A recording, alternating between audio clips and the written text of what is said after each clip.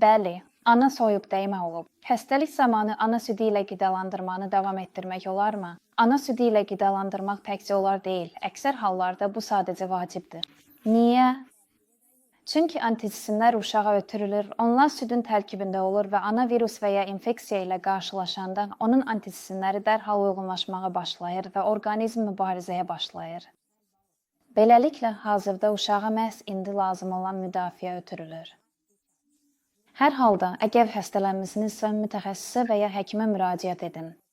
Tez-tez soruşurlar, qusma və ya ishal zamanı ana südü ilə qidalandırmaq olarmı? Əksər hallarda bu təhlükəsizdir. Bağırsaq infeksiyaları ana südü ilə ötürülmür, amma hər halda həkimə müraciət edin. Tez-tez verilən suallardan biri rentgen və fluorografiya haqqındadır. Bunlar təhlükəsizdir və südün tərkibi dəyişmir. Dişləri müalicə etmək olarmı? Xüsusilə də çıxartmaq olarmı? Dişlərin müalicəsi 100% mümkündür. Anesteziklər. Stomatoloq sizə uyğun anestezik seçə bilər, əgər siz ona ana südü ilə qidalandırdığınızı desəniz, amma dişin çıxarılması diqqət tələb edir.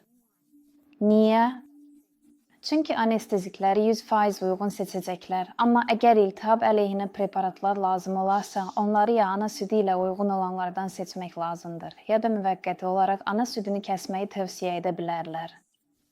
Faydalı məsləhət, Edlactology adlı bir sayt var. Orada preparatın ana südü ilə uyğunluğunu yoxlaya bilərsiniz.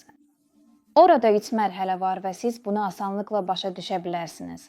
Amma hər halda həkimə müraciət edin. Elə xəstəliklər var ki, onlarla ana südü vermək qətiyyən olmaz. Bunlar qiç vərəm xəstəliyinin aktiv mərhələsi və sepsisdir.